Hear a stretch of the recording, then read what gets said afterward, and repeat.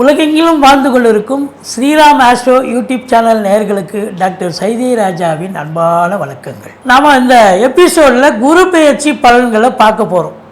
இந்த உலகமே ரொம்ப சந்தோஷமாக எதிர்பார்த்து காத்துட்டு இருக்காங்க. ஏன்னா சனி பெயர்ச்சின்னா சில பேருக்கு பயம் வந்துடுது. ஆனால் குரு பெயர்ச்சின்னா கண்டிப்பாக ரொம்ப சந்தோஷம் அடைகிறாங்க. ஐயா, எனக்கு குரு எந்த ராசிக்கு எங்கே வராரு, நல்லது செய்வாரா, எங்கள் பொண்ணுக்கு திருமணம் ஆகுமா அப்படிங்கிற கேள்வியெல்லாம் சந்தோஷமாக கேட்குறத பார்க்கும்பொழுது குரு பெயர்ச்சி பரவலாகவே மக்களிடையே ஒரு சந்தோஷத்தையும் ஒரு நல்ல எண்ணத்தையும் ஏற்படுத்துகிறது அப்படின்னு சொல்லலாம்.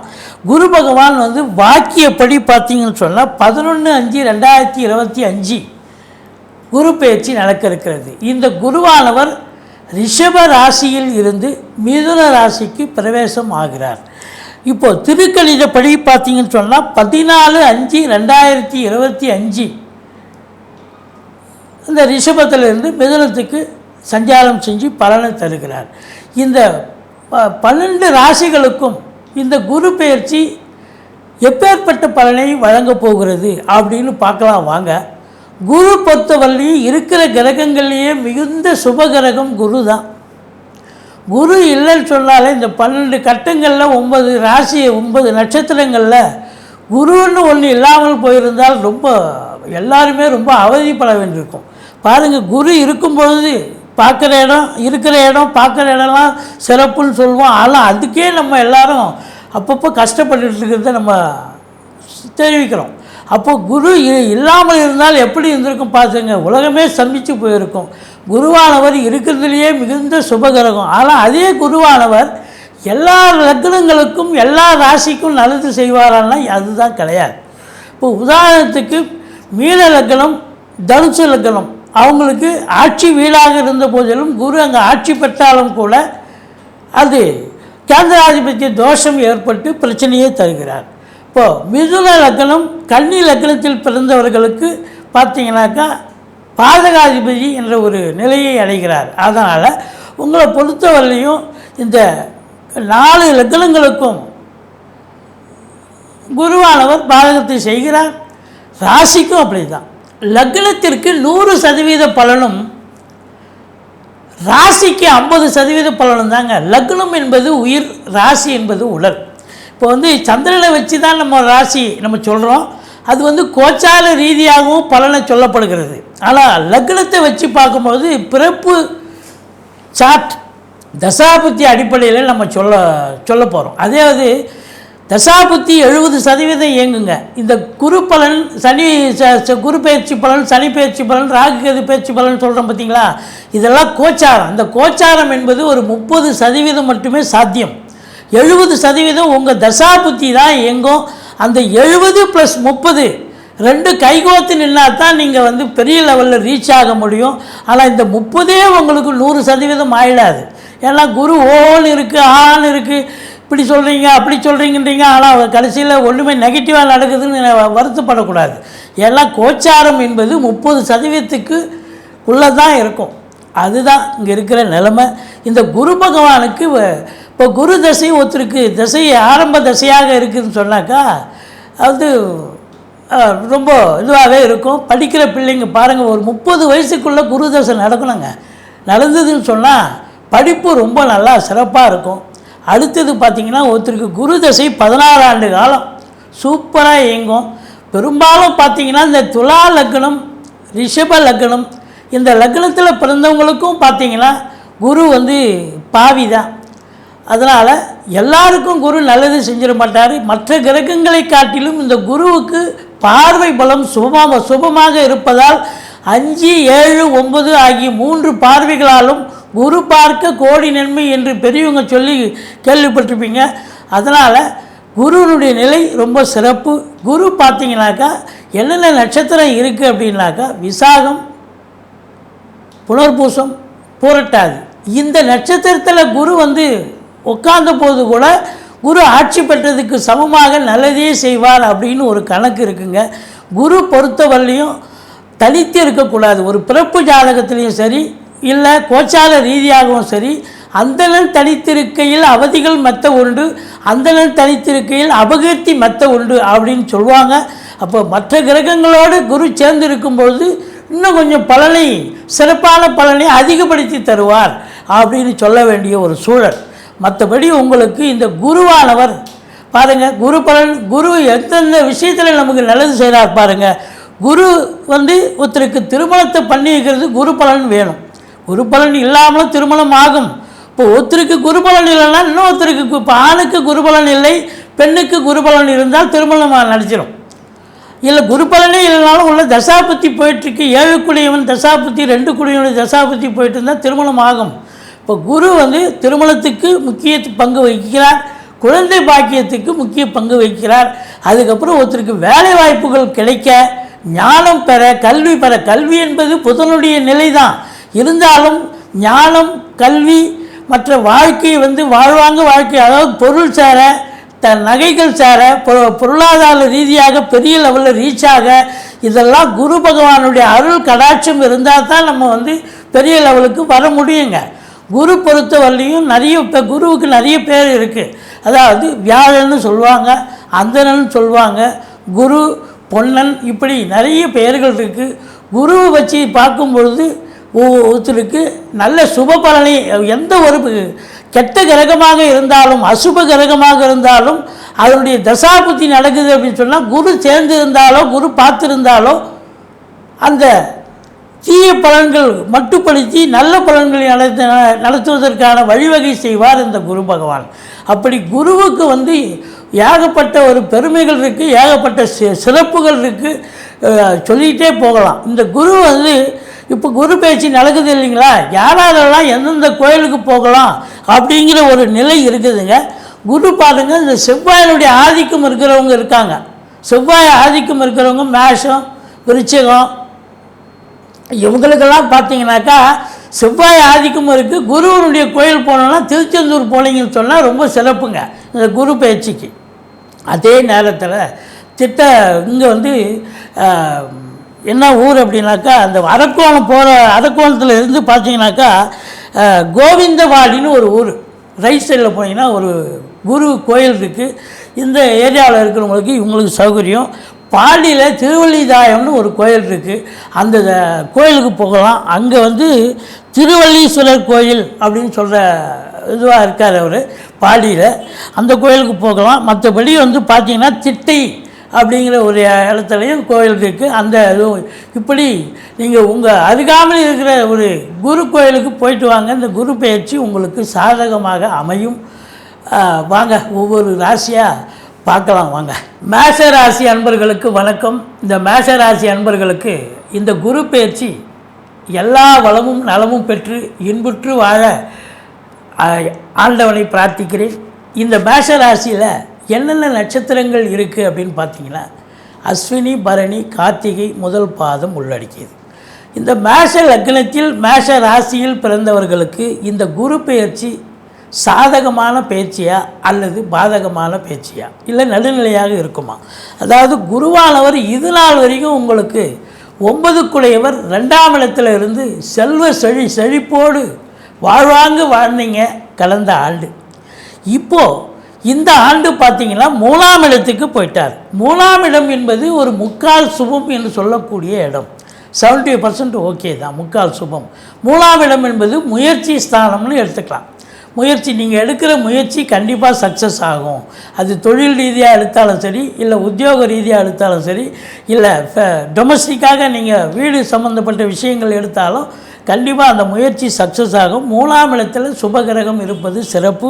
அதே நேரத்தில் உங்களுடைய இளைய சகோதர சகோதரிகள் அவங்களுடைய நிலை பார்க்கும் பொழுது உங்களுக்கு சிறப்பாக இருக்கும். ஏன்னு சொன்னால் 3ஆம் இடத்துல குரு இருந்தால் இளைய சகோதர பாவம், அவங்க நல்லா இருப்பாங்க. அவங்க இந்த ஆண்டு பார்த்திங்கன்னா உங்கள் இளைய சகோதரி ஆகட்டும் இல்லை சகோதரராகட்டும் ரொம்ப நல்லா அவங்க ஷைன் பண்ணக்கூடிய ஆண்டு இந்த ஆண்டு. அதே நேரத்தில் 11ஆம் இடத்தையும் குரு பார்க்குறார்.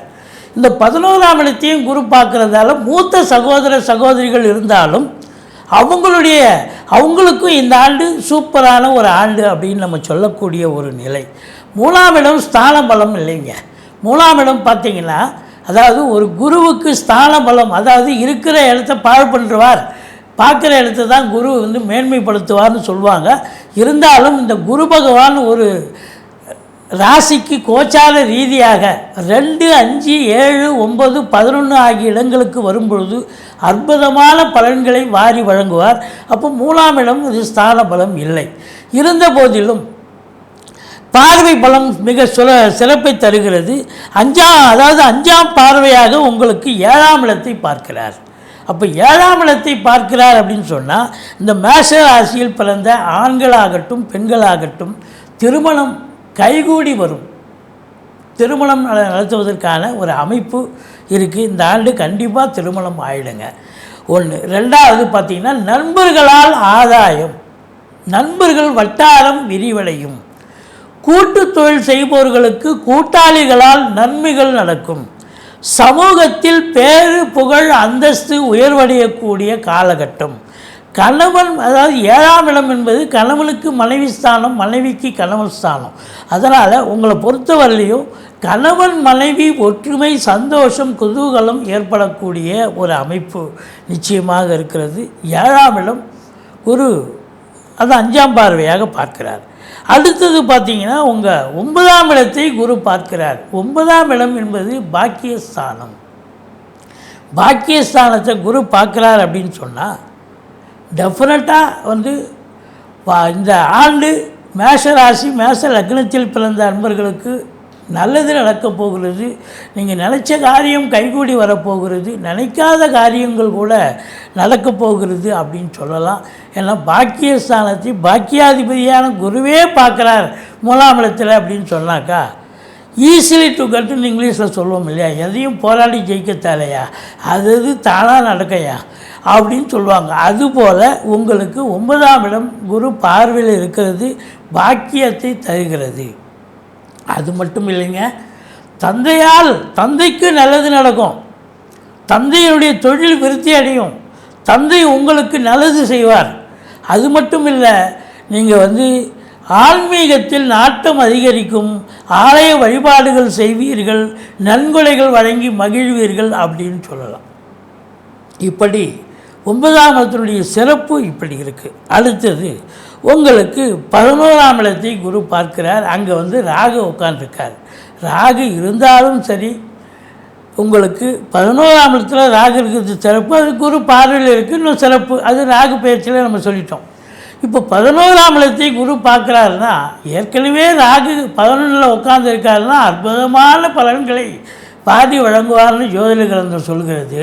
இன்னும் 11ல் இருக்கும் ராகுவை குரு பார்க்கிறார் அப்படின்னா இன்னும் சொல்லவே தேவை. இந்த மேஷ ராசியில் பிறந்த அன்பர்கள் வெளிநாடு போகணும், ஆன்சைட் ஆப்பர்ச்சுனிட்டிக்காக காத்துட்ருக்கீங்க, இல்லை வெளியில் போய் படிக்கணும், உயர்கல்வி படிக்கணும், அல்லது சொந்த தொழில் அமைச்சிக்கணும் அப்படின்னு நினைக்கக்கூடியவர்கள் தாராளமாக போகலாங்க. நிச்சயமாக உங்களுக்கு நீங்கள் பாஸ்போர்ட் ரெடி பண்ணி வைங்க, எந்த நாட்டுக்கு போக அப்போ விசா எடுத்துக்கலாம். அப்படி ஒரு உங்களுக்கு அற்புதமான நேரம். அப்போது 10ஆம் இடத்துக்கு 2ஆம் இடம் இல்லையா, 11ஆம் இடம் இல்லையா, அப்போ தொழில் உத்தியோகம் சிறந்து விளங்கும். தொழில் ரெட்டிப்பு வருமானத்தை ஈட்டி தரும். தொழிலில் நீங்கள் நம்பி கடன் வாங்கி தொழிலில் போடலாம். அரசு வங்கிகள் மூலமாகவோ இல்லை தனியார் துறை மூலமாகவோ இல்லை நண்பர்கள் உறவினர்கள் மூலமாகவோ கடனை வாங்கி தொழிலை விரிவாக்கம் பண்ணலாம், அல்லது இன்னொரு பிரான்ச்சை கூட ஓப்பன் பண்ணலாம். காற்றுள்ள போதே தூற்றிக்கொள்ளணும் பெரியவங்க தெரியாமலா சொல்லியிருக்காங்க. இப்போ நேரம் நல்லா இருக்குது அப்படின்னா 11ஆம் இடம் சிறப்பாக இருக்குது, உங்களுக்கு 9ஆம் இடம் சிறப்பாக இருக்குதுன்னு சொன்னால் அப்போ தொழில் ஸ்தானம் ரொம்ப சிறப்பாக இருக்குது. தொழில் அமோக வளர்ச்சி பெறப்போகிறது. இப்போ படித்து முடித்த இளைஞர்கள் இருப்பாங்க, மேஷ லக்னம் மேஷ ராசியில் பிறந்தவங்க. அவங்க என்ன பண்ணலாம் அப்படின்னா, உங்கள் ஜாதகத்தை ஒரு ஜோசியர்கிட்ட அணுகி நீங்கள் தொழில் பண்ணலாமா இல்லை உத்தியோகத்துக்கு போகலாமான்னு அதை பார்த்துட்டு, அப்போ உத்தியோகம் பார்க்கணுன்னா எந்த துறையில் சேரணுமோ அந்த துறையில் நீங்கள் சேர்ந்து சிறப்பாக பணியாற்ற முடியும். அதே நேரத்தில் நீங்கள் தொழில் பண்ணுறதுனால நீங்கள் என்ன தொழில் பண்ணலாமோ அந்த தொழிலை துவங்கினீங்கன்னா தொழில் நல்ல மலமலன்னு தொழிலில் அபிவிருத்தி ஆகி நல்ல சம்பாத்தியத்தை பார்க்க போகிறீங்க. 11ஆம் இடம் என்பது எண்ணிய செயல் ஈடேறுதல், தொட்டதெல்லாம் தொடங்குதல், இரட்டிப்பு லாபம், இரட்டிப்பு மகிழ்ச்சி அப்படின்னு சொல்லக்கூடிய ஒரு இடம். அது மட்டும் இல்லைங்க, இந்த மேஷ லக்னம் மேஷ ராசியில் பிறந்தவங்க முதல் திருமணம் முறிவு ஏற்பட்டு 2வது திருமணத்திற்காக காத்திருக்கும் அன்பர்களுக்கு நல்லதே நடக்கும். திருமணத்துக்கான ஒரு அமைப்பும் இருக்குது அப்படின்னு நம்ம சொல்லலாம். மற்றபடி பாருங்கள் 9ஆம் இடம் நல்லா இருக்குது, 10ஆம் இடம் நல்லா இருக்குது, 11ஆம் இடமும் சிறப்பாக இருக்குன்னும் பொழுது உங்களுக்கு சனி பகவான் 12ல் இருக்கார். 7 சனி நடந்திருக்கு. அதற்கான நீங்கள் சனிக்கு பரிகாரம் பண்ணிக்கிங்க. பட் 7 சனி நடந்தாலும் உங்களுக்கு விரைய செலவுகள் ஏற்படும். இப்போ விரைய செலவுகளை நீங்கள் சுப செலவாக மாற்றிக்கொள்ள வேண்டும். இடம் வாங்கி போடுறது, வீடு கட்டுறது, அதாவது பூமியில் இன்வெஸ்ட் பண்ணிடுறது, இடத்துல இன்வெஸ்ட் பண்ணுறது, ஃப்ளாட் வாங்கிறது, இப்படி ஏதாவது சுப செலவை நீங்கள் ஏற்றுக்கொண்டீர்கள் என்று சொன்னால் உங்களுக்கு அசுப செலவுக்கு வாய்ப்பு இல்லாமல் போகும். அதே நேரத்தில் பிள்ளைகளை படிக்க வைக்கலாம், பிள்ளைகளுக்கு படிக்க வைக்கலாம். இப்போ வீட்டில் பெண் பிள்ளைகள் இருந்தாலும் சரி தங்கம் வாங்கி வைக்கலாம். இப்போ ட்ரெஸ் மெட்டீரியல், வீட்டுக்கு உண்டான விலையுயர்ந்த பொருட்கள் வாங்கலாம். இப்படி இதெல்லாம் வாங்கி சுப செலவை நீங்கள் பண்ணிட்டீங்கன்னு சொன்னால் அசுப செலவுக்கு அங்கே இடம் இருக்காது அப்படின்னு சொல்லணும். என்னதான் இருந்தாலும் இந்த குரு பெயர்ச்சி உங்களுக்கு மிக மிக சாதகமாக இருந்த போதிலும் இந்த சனி பகவான் உங்களுக்கு 3ஆம் பார்வையாக 12ஆம் வீட்டை பார்க்குறதால, 2ஆம் வீட்டை பார்க்குறாரு. உங்களுக்கு 3ஆம் பார்வையாக மேஷத்துக்கு 2ஆம் இடத்தை பார்க்குறதால பணம் வரவுங்கிறது அதிகபட்சமாக இருக்கும். பணம் பல வகையில் பையை நிரப்பினாலும் யார் கேட்டாலும் காசு கொடுத்துடாதீங்க. கொடுத்தா வராது, வசூலாகாது. ஏன்னா 2ஆம் இடத்தை சனி பார்க்குதுன்னு சொன்னால் பிரச்சனை தான் வரும். அதே நேரத்தில் பேசுவதில் கொஞ்சம் எச்சரிக்கையாக பேச வேண்டும். மற்றபடி பார்த்தீங்கன்னு சொன்னால் உங்களுக்கு இந்த 6ஆம் இடத்தை சனி பார்க்குறார். ருணரோக சத்ருஸ்தானம். அப்போ ருணரோக சத்ருஸ்தானம்னா உங்களுக்கோ உங்கள் வீட்டார்களுக்கோ யாருக்காவது உங்கள் தேக ஆரோக்கிய குறைவு ஏற்படும், மருத்துவ செலவுகள் வைக்கும். கடன் சுமை இருப்பவர்களுக்கு விழிப்புதுங்க வைக்கும். இஎம்ஐ கட்ட முடியாத அளவுக்கு பிரச்சனைகள் வரலாம். கொஞ்சம் அதை டாலரேட் பண்ணிக்கிங்க, அட்ஜஸ்ட் பண்ணிக்கிங்க. எதிரிகளால் தொல்லைகள் ஏற்படும். 6ஆம் இடம் விரோதம் கொடுக்குற இடம் தானே, தொல்லைகள் ஏற்படும். அதனால் இந்த ஒரு ஆஸ்பெக்டையும் நீங்கள் மனசில் வச்சுக்கணும். மற்றபடி இந்த குரு உங்களுக்கு ரொம்ப ரொம்ப ஃபேவரபுளாக இருக்கார், சாதகமாக இருக்கார். சாதிக்க போகிறீங்க, வீடு வாங்கலாம், நிலம் வாங்கலாம், தோட்டத்துறவு வாங்கலாம், ஃப்ளாட்டு வாங்கலாம், ஃப்ளாட்டு கட்டலாம். உங்களை பொறுத்தவரையிலையும் சொத்து பத்தில் இன்வெஸ்ட் பண்ணலாம், பிள்ளைகளை உயர்கல்வி படிக்க வைக்கலாம், வெளிநாட்டுக்கு அனுப்பலாம், வீட்டில் சுப நிகழ்ச்சிகள் நடத்தலாம். ரொம்ப 7ஆம் இடம் சிறப்பாக இருக்குது. வெளியார் சுப நிகழ்ச்சிகளுக்கு செல்லக்கூடிய ஒரு அமைப்பும் இருக்குது. மொத்தத்தில் பார்க்கும்பொழுது இந்த மேஷ ராசியில் பிறந்த அன்பர்களுக்கு குரு பகவான் பார்வை பலத்தால் உங்களுக்கு மிகுந்த அமோகத்தை தருகிறார். பல சாதனைகளை செய்ய போகிறார். நீங்கள் பொருளாதாரத்தில் தன்னிறைவு பெறப்போகிறீர்கள். ஏன் குபேர அந்தஸ்து, கோடீஸ்வர அந்தஸ்து கூட பெறக்கூடிய ஒரு நிலை ஒரு சிலருக்கு ஏற்படும். வெளிநாட்டு பயணம் ஏற்பட்டால் உங்களுக்கு அதிகமான லாபத்தை ஈட்டக்கூடிய நிலை இருக்கும் அல்லவா. அதாவது இந்த ராகு 11ல் இருந்து குரு பார்க்குறார் அப்படின்னும்போது இந்த ராகுனுடைய செயல்பாடு, அதாவது உள்நாட்டு வாணிபம், வெளிநாட்டு வாணிபம், ஏற்றுமதி இறக்குமதியாளர்கள், ஷேர் மார்க்கெட்டில் இன்வெஸ்ட் பண்ணுறவங்க, ஸ்பெக்குலேஷன் பண்ணுறவங்க, ஆன்லைன் பிஸ்னஸ் பண்ணுறவங்க, இவங்களுக்கெல்லாம் சிறப்பான காலம், சாதிக்கக்கூடிய நேரம். மொத்தத்தில் இந்த மேஷ லக்னம், மேஷ ராசியில் பிறந்தவர்களுக்கு இந்த குரு பெயர்ச்சி மிகவும் உன்னதமான ஒரு காலமாக அமையப்போகிறது. நன்றி. வாழ்க வளமுடன்.